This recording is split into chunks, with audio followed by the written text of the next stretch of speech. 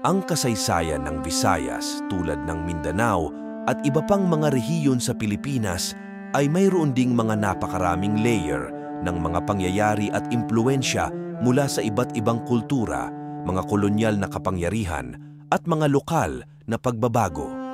Narito ang ilang pangunahing yugto ng kasaysayan ng Visayas, panahon ng prekolonyal.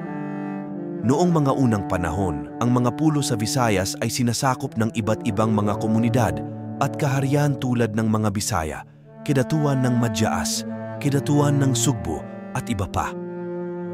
May mga malalaking mga pangkat ng mga lumang katutubo tulad ng mga Aeta at mga Negrito na naninirahan din sa rehiyon. Panahon ng pananakop ng mga Kastila, 1521 hanggang 1898, kabilang si Ferdinand Magellan, isang Kastilang manlalakbay sa mga unang dumating sa Visayas noong 1521. Inilunsad ng mga Kastila ang kanilang kolonyal na panimula sa Pilipinas, kabilang na ang Visayas bilang bahagi ng kanilang imperyo.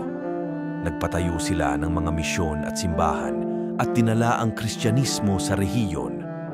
Isinunod ito ng iba't ibang mga kapangyarihang Espanyol na nagdala ng pagbabago sa lipunan, kultura at relihiyon ng mga taga-Visayas. Panahon ng Amerikano, 1898 hanggang 1946.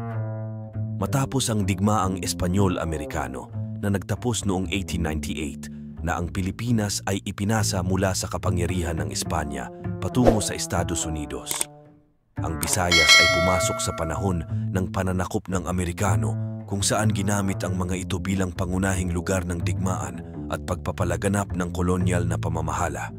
Ipinatupad ng mga Amerikano ang iba't ibang mga reforma at nagdala ng mga modernisasyon sa rehiyon. Lumalawig na Kamaynilaan at Kaunlaran, 1946 hanggang sa kasalukuyan. Matapos makuha ang Kasarinlan noong 1946, nagpatuloy ang pagunlad ng Visayas bilang isang mahalagang rehiyon sa Pilipinas. Ang mga lungsod tulad ng Cebu, Iloilo, Bacolod at iba pa ay umunlad bilang mga sentro ng kalakalan, edukasyon at kultura. Nakaranas din ng mga kalamidad tulad ng mga bagyo at lindol ang rehiyon, subalit patuloy ang pagsulong at pagbangon ng mga taga-Visayas. Ang kasaysayan ng Visayas ay patuloy na nagbabago at nag-influensya sa mga taga-rehiyon ngayon.